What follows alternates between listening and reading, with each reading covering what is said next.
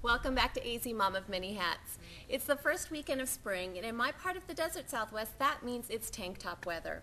Today I'm going to show you a technique of dip dyeing shirts, much like the one I'm wearing today, that's going to create some really fun and unique shirts for you to wear this spring. Now there's a few things you're going to need for this project. First off, you're going to need shirts to dye. You really want to stick with white because white picks up the colors of the dye the best. You're going to want to get fabric dye. My favorite is the RIT liquid dye. It really does dissolve the best and I feel works best for this particular project. You're going to want a bleach pen, stencils, other embellishments such as crystals. If you'd like, you can also use fabric paints and stamps. Now this is a project you're going to want to do outside. It's a fun project and it's easy, but it's a very messy project. Now let's get started. The first step in this process is preparing the dye. Now you want to follow the instructions on the dye bottle. I've already got dye colors poured into many different bowls, and you'll see why I have so many in just a moment. I've brought a pot of hot boiling water out here to mix my dyes. I've got red here, blue here,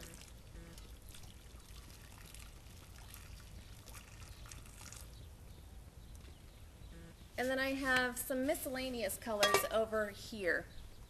Now these I'm not going to pour quite so much. I'm just going to fill these by the cupful of water until I have enough in each container. I've got a yellow here, I've got an orange, I've got a blue here, a purple here, and I've got a pink here.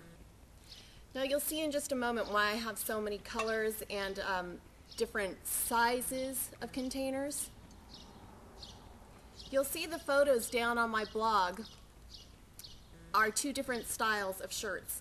One is just a dual color with a white stripe down the center, sort of a patriotic theme. That's the first thing I'm going to show you. Now I have two shirts here, and I'm going to do this particular shirt. The top half is going to be blue and the bottom half is going to be red. It's really a very simple technique.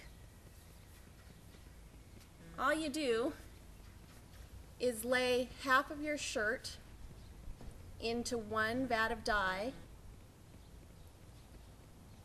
and the other half of your shirt into the other vat of the dye. Now you can see I have spaces between these two containers.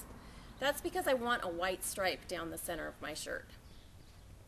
This is going to be my patriotic themed shirt.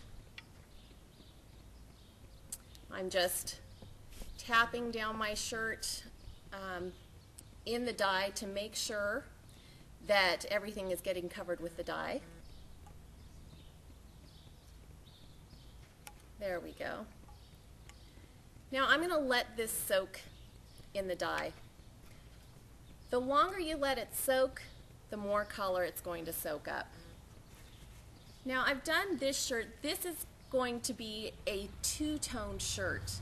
Now the next one might seem a little bit tricky, but it's really not all that difficult, and it's really a lot of fun. What you're seeing on the bottom of the blog, the multicolored shirt, the rainbow colored shirt, this is how you get that effect. I've simply taken 5 different colors of dye. You can do this with however many colors you'd like. I've taken various sizes of bowls. These are actually little casserole bowls and their lids. And I've put different colors of dye in each lid or bowl. All I'm going to do is lay my shirt across these bowls, and it kind of ends up, the pattern ends up being whatever it really wants to be. I'm going to push my shirt down into the bowls, and you'll see that it's soaking up the dye fairly quickly. There's my yellow, my orange. This is going to be a pink. My main color is a pinky color. Let that soak in there. I've got my blue over here. Oh, these are nice, vibrant colors. And my purple over here. Now you can see that the colors are starting to crawl up the fabric. They're starting to soak up into the fabric. The parts of the fabric that are soaking in the dye are going to be the most vibrant. Where it's bleeding up, you'll still have some color, but it's not going to be quite as bright. I'm going to help the colors along just a little bit. I have a ladle here that I'm just going to pour some of the color up on the edges. That's going to help it bleed up just a little bit more.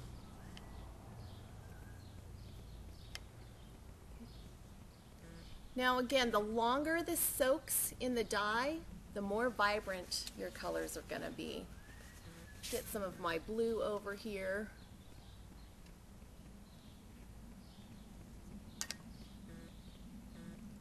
And you'll want to let these soak, I would say, a minimum of 20 minutes. If you can let it go longer, let it go longer. Again, the longer it stays in the dye, the more vibrant your colors are going to be. Now you can leave the white in between the colors if you want, or you can just continue to ladle the colors or spoon the colors to where they sort of bleed into each other. You want to be careful with where you place your colors. For instance, if you're going to place a blue next to a yellow, know that you might have a crossover and get a little bit of a green stripe. So just pay attention to where you're placing your colors. Most of the time these colors blend really well. Now we're going to let this soak for about 20 minutes or so, and then we'll be back and I'll show you how to move on to the next step of your process.